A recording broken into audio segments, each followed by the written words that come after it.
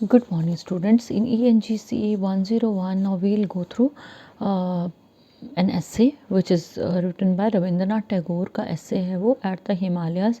और उन इस essay को पढ़ के हमें कई चीज़ों का पता लगता है कि रविंद्रनाथ टैगोर के जो फादर थे which type of education he wanted to give to his son and which type of education he gave. ठीक है। और एक चीज़ का और पता लगता है, inclination of Tagore towards natural beauty. तो इन चीज़ों के ऊपर फोकस करके ऐसे लिखा गया है। अब्रिज्ड एडिशन है ये, यानी कि छोटे छोटे पीसेस को जोड़ा गया है। ठीक है, so let us start. Rabindranath Tagore is well known for being the first Indian to be awarded at the news Nobel prize in literature इन 1913 for his book Gitanjali. Gitanjali को 1913 में जो है नोबेल प्राइज़ मिला था and he was the first Indian जिनको Nobel prize in literature मिला था। ठीक है। Because of his profoundly sensitive, profound होता है वेरी हाई, बहुत ज़्यादा। Because of his profoundly sensitive fresh and beautiful words, क्योंकि उनका बहुत सेंसिटिव, फ्रेश और सुंदर पोइट्री थी। वर्ड्स क्या होता है पोइट्री, और प्रोज क्या होता है गद्यांश। ठीक है।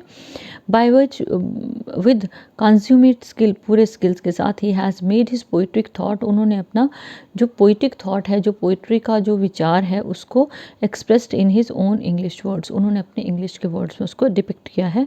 A part of the literature of the west and which is a part of the literature of the west, जो पश्चिमी देशों के लिटरेचर का हिस्सा है। For having compose the songs, उन्होंने कुछ ऐसे सॉन्ग्स कंपोज किए that were adopted as national anthems by India and Bangladesh, जो भारत और बांग्लादेश के राष्ट्रीय नेशनल एंथम बने। ठीक है।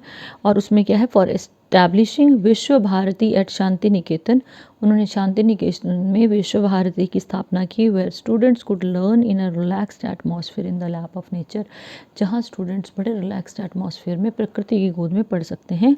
Apart from being an outstanding poet, एक बहुत ही उच्च श्रेणी के पोइट होने के साथ साथ एक novelist, a playwright, he was also a remarkable painter, वो बहुत अच्छे पेंटर भी थे। And an excellent composer of music, music भी कंपोज करते थे। He compose the music for many of his songs, अपने बहुत से सॉन्ग्स का उन्होंने म्यूज़िक कंपोज किया। एंड ऑल्सो फिर वंदे मातरम फ्रॉम बंकिम चंद्र नावल आनंद मठ, आनंद मठ बहुत पुरानी मूवी है, ब्लैक एंड वाइट में है शायद ये। तो उन्होंने वंदे मातरम जो था बंकिम चंद्र के नावल आनंद मठ के लिए भी कंपोज किया, which he sang so powerfully at the 1896 session of Congress, जिसको उन्होंने 1896 का जो कांग्रेस का सेशन था which was held in Calcutta, इतनी अच्छी तरह से गाया that it was immediately recognised as a national song, कि वो राष्ट्र गान बन गया, नेशनल सॉन्ग बन गया। Long before Vande Mataram became the slogan of the freedom fighters, and Vande Mataram जो था वो फ्रीडम फाइटर्स का स्लोगन बन गया। ठीक है। Tagore himself translated into English many of his works including Gitanjali, Tagore ने बहुत से वर्क्स को अपने ट्रांसलेट किया है इंग्लिश में गीतांजलि के साथ। And while several of his other works, उनके जो दूसरे वर्क्स हैं उसमें क्या क्या है, including the autobiographical my reminiscences, उसमें उनकी आत्मकथा माई रेमिनिसेंसेस है। And my boyhood days were translated by others under in his supervision, और उनकी सुपरविजन में और लोगों ने जो है वो उनकी माई बॉयहुड डेज को ट्रांसलेट किया। द प्रेजेंट प्रोज पीस, जो ये प्रोज है ना, पोइट्री नहीं है ये, प्रोज है, गद्यांश, गद्दे में लिखा गया है। It is an abridged version of chapter 15 of his book my reminiscences का 15th चैप्टर है। ठीक है। Memories described are passion tinged from his heart, जो मेमोरीज है ना उसमें दिल की गहराइयों से जो एक भाव निकला है वो है। Tagore points out in the first chapter of the book, Tagore ने फर्स्ट चैप्टर में क्या बताया है, it is as literary material, कि ये एक लिटरेरी मटीरियल है, that I offer my memory pictures, जो मैं अपनी मेमोरी पिक्चर्स को ऑफर कर रहा हूँ। To take them as an attempt at autobiography would be a mistake, तो इनको ऑटोबायोग्राफी की फॉर्म में ले जाना एक मिस्टेक होगी। ठीक है। Here Tagore describes in the language of a poet his intention with nature in the Dalhousie hills of Himachal Pradesh. इसमें जो है टैगोर ने क्या बताया है, पोइटिक लैंग्वेज में बताया है कि किस तरह से उन्होंने डलहौजी हिल्स में हिमाचल प्रदेश में नेचर के साथ इंटरेक्ट किया, बातचीत की। When he was about 11 years old, उस वक्त वो सिर्फ 11 वर्ष के थे। ही डिस्क्राइब्स द ईगरनेस, उन्होंने वो उत्सुकता बताई है। ईगरनेस डिस्क्राइब होता है बताना, डिपिक्ट करना। विद विच, जिसके साथ he observe the various aspects of hills and forests, जिसके साथ उन्होंने अलग अलग हिल्स और जंगलों के, पहाड़ों और जंगलों को ऑब्जर्व किया है। गोर्जेस, जो बड़े बड़े नाले हैं, स्पेस है जो ज़मीन में। And waterfalls, waterfalls is refer to cataract, cataract क्या होता है, झरना। ब्राइटली शाइनिंग स्टार्स, या चमकते हुए तारों को रेफर किया है। He also gives interesting details about how his father educated him during his stay there. और टैगोर ने ये भी बताया है कि जब उनका स्टे हिमाचल के डलहौजी में रहा तो उनके फादर ने उनको कैसे एजुकेट किया। Tagore had attended formal schools for some years, कुछ सालों तक टैगोर ने फॉर्मल एजुकेशन ली। अब फॉर्मल एजुकेशन क्या है, फॉर्मल एजुकेशन है जिसकी आप जो है वो डिग्री आपको मिलती है, आप स्कूल आते हो, कॉलेज आते हो, प्रॉपर आप अपने आप को डिसिप्लिन करके जो है चीज़ों को सीखते हो। और इनफॉर्मल एजुकेशन है जिसकी हमारे पास कोई डिग्री नहीं होती बट हमारे पास वो नॉलेज होती है। जैसे आपने कई बच्चों को देखा होगा ना, कई स्टूडेंट्स को, they learn large number of things from their parents. जैसे मान लो कोई टेलर का काम सीख रहा है तो एक ITI वाला जो सीखेगा या फिर जो सर्टिफिकेट कहीं से मिलेगा कटिंग टेलरिंग का, वो हो गया आपकी फॉर्मल। और जो अगर आपने अपने पेरेंट्स या किसी और से सीखी है जहाँ प्रॉपर सर्टिफिकेशन नहीं है तो वो होगी आपकी इनफॉर्मल एजुकेशन। तो टैगोर की क्या थी, जैसे अब आप सोचोगे कि अब हम तो घर पे बैठे हुए हैं आजकल कोरोना की वजह से, तो ये हमारी इनफॉर्मल है, नहीं, ये आपकी फॉर्मल एजुकेशन है क्योंकि आप कॉलेज में एनरोल्ड हो, आपकी क्लासेस चल रही हैं, आपके एग्ज़ाम भी होने हैं। आपको खुद पता है कि अब जैसे आप सेकेंड ईयर में हो तो आपने सेकेंड ईयर के पेपर, सॉरी फर्स्ट ईयर में हो तो आपने फर्स्ट ईयर के पेपर तो देने हैं ना, तो ये आपकी फॉर्मल एजुकेशन होगी, ठीक है। So Tagore had attended formal schools for some years but most of his education had been informal, क्योंकि उनको जितनी भाषाओं का ज्ञान था ना वो फादर ने दिया था, ठीक है। At home his father would teach him about the stars and planets, उनके फादर उनको स्टार्स प्लैनेट्स के बारे में बताते थे। While actually watching the brightly shining stars late in the evening, अंधेरे में चमकते हुए तारों के नीचे बिठा के, यानी कि खुले आसमान के नीचे बिठा के उनको तारों और प्लैनेट्स की एजुकेशन दी गई। Which made the learning a thrilling experience, जिससे लर्निंग बड़ा एक्साइटिंग सा एक्सपीरियंस हो गया, क्योंकि वो तो फर्स्ट हैंड एक्सपीरियंस हो गया ना कि तारों को देखते हुए आप एजुकेशन ले रहे हो।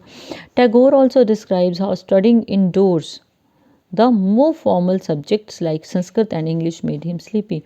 टैगोर ये भी बताते हैं कि किस तरह से घर के अंदर, यानी आपके घर के अंदर या चार दीवारी के अंदर रह के जो फॉर्मल एजुकेशन थी ना, सॉरी जो फॉर्मल सब्जेक्ट्स जैसे संस्कृत है, इंग्लिश है, तो उसको पढ़ती बार नींद भी आती थी, है ना। येट द स्लीपीनेस डिसअपियर्ड, लेकिन वो उस नींद कब भागती थी, as soon as his father allowed him a break, जैसे ही उनको एक ब्रेक मिलती थी। And then he would joyfully go out to wander in the mountains, wander होता है भटकना, बड़े खुश होकर पहाड़ों में भटकने के लिए जाते थे, घूमने के लिए जाते थे। Enjoying the varied gems of nature, प्रकृति की विभिन्न तरह की ब्यूटीफुल एस्पेक्ट्स को देखने के लिए। He describes how his father not only permitted him to explore nature in forests all alone.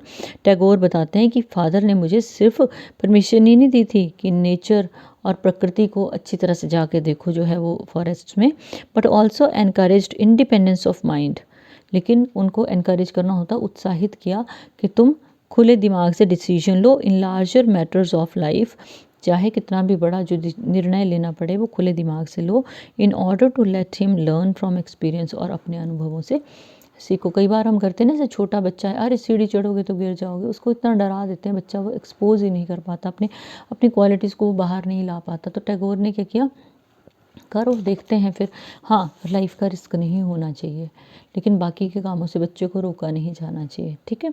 So his father let him make his own choices, father ने बोला अपनी चॉइसेस लो, टू टेक हिज स्टैंड, अपना stand लो, and was not worried about his making mistake, father को कभी tension नहीं होती थी कि मेरा बच्चा गलती करेगा, और सफरिंग बिकॉज ऑफ देम, या वो उनकी वजह से सफ़रर रहेगा। His father taught him too by providing an example in the form of his own way of life. Father ने अपना एग्जाम्पल देते थे फादर कि जब मैं तुम्हारी एज का था तो मैं ऐसे ही करता था, ठीक है, instead of forcing discipline on him. उनके ऊपर ज़बरदस्ती जो है डिसिप्लिन लागू करने के फादर ने क्या किया कि जब मैं था तो मैं भी ऐसे ही करता था। एट टाइम्स पेरेंट्स फील अरे हमने तो ऐसा बिल्कुल नहीं किया, टीचर्स जैसे हमने ऐसा नहीं किया। सब सेम ट्रैक से निकले होते हैं, शरारती भी खूब सारे होते हैं और डांट भी सबको पड़ी होती है, कई सिचुएशन में मार भी पड़ी होती है पेरेंट्स के, तो यू कांट डिनाई दैट। खूब शरारतें की होती हैं हमने बचपन में, है ना, सभी ने की होती हैं। सो यहाँ से आपका चैप्टर एक्चुअल अब शुरू होगा। We stayed about a month in Amritsar, कहते हैं 1 मंथ तक अमृतसर में रहे। And towards the middle of April, और मिडल ऑफ अप्रैल में started for the Dalhousie hills, Dalhousie की तरफ हमने मूव करना शुरू कर दिया। The last few days at Amritsar, Amritsar में जो हमारे लास्ट के ना कुछ दिन थे, they seemed as if they would never pass. Amritsar में बहुत गर्मी होती है ना, तो उनको लग रहा था कि दिन ख़त्म ही नहीं होंगे। The call of the Himalayas was so strong upon मी, और हिमालयाज़ की कॉल इतनी ज़्यादा स्ट्रॉन्ग थी कि मैं जल्दी से जल्दी वहाँ पहुँचना चाहता था। द टेरेस्ड हिल साइड्स, पहाड़ों की साइड पे जो टेरेस से बने होते हैं। As we went up in a jampan, jampan is a sort of पालकी है, were all a flame with beauty of the flowering spring crops. Imagine करो आंखें बंद करके कि पूरे के पूरे खेतों में सरसों लगी है, ठीक है, धूप लगी है। तो देवर लुकिंग लाइक सारे ऐसा लगता है येलो कलर का कारपेट बिछा हुआ है। So they were all a flame, they were shining, वो चमक रहे थे किससे? Beauty of the flowering spring crops, जो वसंत ऋतु की फसलें होती हैं उसकी सुंदरता से वो सारी चीज़ें जो है चमक रही थी। Every morning we would make a start, हम हर सुबह एक शुरुआत करते। After our bread and milk, bread यहाँ रोटी को भी रेफ़र हो सकता है, दूध और रोटी के साथ। And before sunset take shelter for the night in the next staging bungalow. Sunset से पहले शेल्टर कहाँ लेते थे? नेक्स्ट बंगलो में हम पहुँच जाते थे, जंगल में नहीं रुकते थे। My eyes had no rest the livelong day, पूरा दिन मेरी आंखों को चैन नहीं होता था। So great was my fear, मैं इतना डरता था, lest anything should escape them, कि मैं आंखें पलक झपकाने से भी डरता था। मुझे लगता था कि ये नज़ारे तो ख़त्म हो जाएंगे, फिर मैं कैसे एंजॉय करूँगा। मीन्स कि enjoy the beauty of nature. अब तो देखो आपके पास कैमराज होते हैं, आपके पास मोबाइल फ़ोन है, आप उनको सबको रिकॉर्ड करके अपने पास रख सकते हो। एट दैट टाइम ऐसा कुछ भी नहीं था। तो पोइट्री जो लिखी गई है, रविंद्रनाथ टैगोर ने जितना भी प्रोज या पोइट्री लिखी है, एनरिच्ड विद नेचुरल ब्यूटी, वो क्यों लिखी है? क्योंकि उन चीज़ों को वो हमेशा अपने साथ रखना चाहते थे। Fine. So what wherever at a turn of the road into a gorge, कि जब बड़े गहरा सा मोड़ आता ना, और मुझे लगता है कि गॉर्ज की तरफ ये जा रहा है road. The great forest trees were found clustering closer, cluster होता है झुंड बनाना, बड़े बड़े फॉरेस्ट के ट्रीज लगता था वो झुंड बना रहे हैं। And from underneath their shade, और उनकी छाया के नीचे से अ लिटिल वाटरफॉल, एक छोटा सा झरना, टिकलिंग आउट, निकलता हुआ, like a little daughter of the hermitage, जैसे कि सन्यासियों के एरिया में एक छोटी सी लड़की है।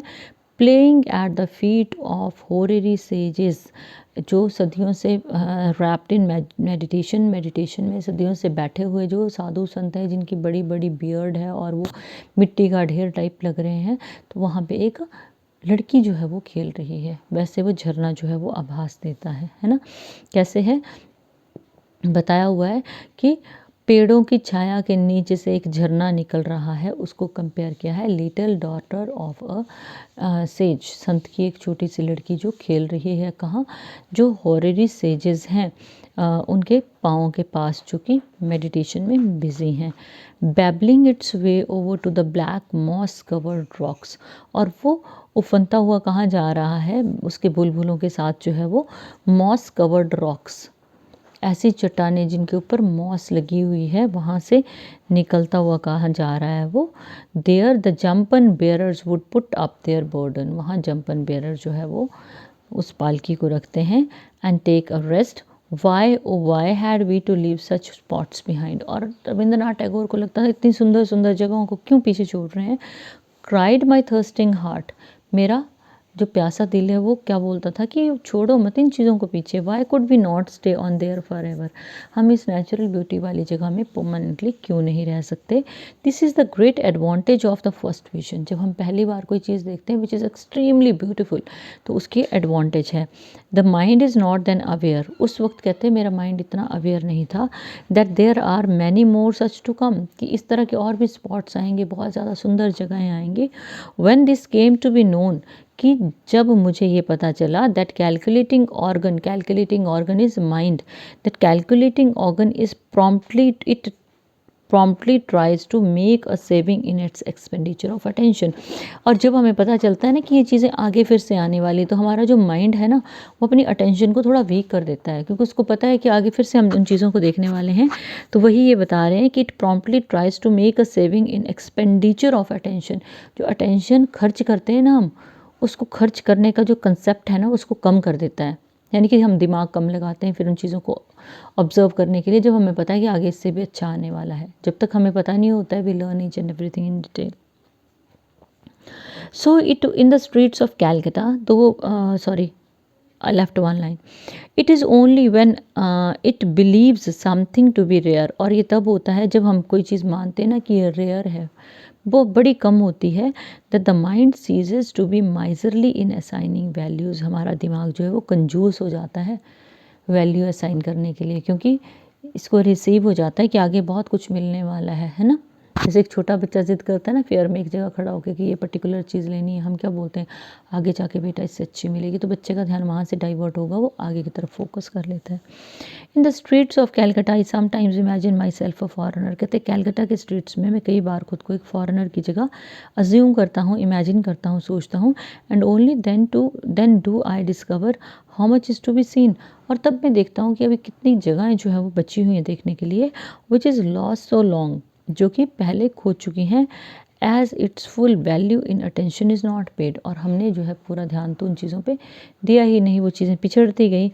It is the hunger to really see, ये वो भूख है which drives people to travel to strange places, जो लोगों को इनिशिएट करती है, उकसाती है कि स्ट्रेंज जगह घूमने के लिए जाओ। जैसे मैं आपको एग्जांपल देती हूँ, गो टू ज्वालाजी टेम्पल, आप क्या करते हो, जाते हो सीधे दर्शन करते हो वापस आ जाते हो। लेकिन जब एक फॉरेनर जाता है वो क्या करेगा, each and everything that very person would observe. Toys की शॉप्स हैं, प्रसाद की शॉप्स हैं, और जो प्रसाद बिकता है उसको वो ढंग से देखेगा क्या क्या बिक रहा है, और जो कुक्ड होता है वो उसको भी देखेगा, है ना। वो उन झंडों को भी देखेगा, जो माता रानी के जो फ्लैग्स रखे होते हैं रेड कलर के, है ना, ध्वजा जिसको बोलते हैं। और फिर वो क्या करेगा, फिर वो बैम्बू शॉप्स में ज़रूर जाएगा, लोकल प्रोडक्ट्स के शॉप में ज़रूर जाएगा। हमारा एटीट्यूड और एक फॉरेनर का एटीट्यूड वेरी करता है। तो कई बार कोलकाता की स्ट्रीट्स में रविंद्रनाथ टैगोर जी ने एक फॉरेनर वाले एटीट्यूड से चलने की कोशिश की, तो उनको लगा कि बहुत सी चीज़ें हैं विच वी जनरली इग्नोर। ठीक है, so this was all about your this very chapter at the Himalayas. इसका एक लेक्चर मैं फिनिश कर रही हूँ, rest of the lecture will continue in the next video. तब तक जो है इसको पढ़ना है आपने, पेज नंबर 74, 75, 76 का सेकेंड लास्ट पैराग्राफ तक आपने रीड करना है बुक को लेके। Good day.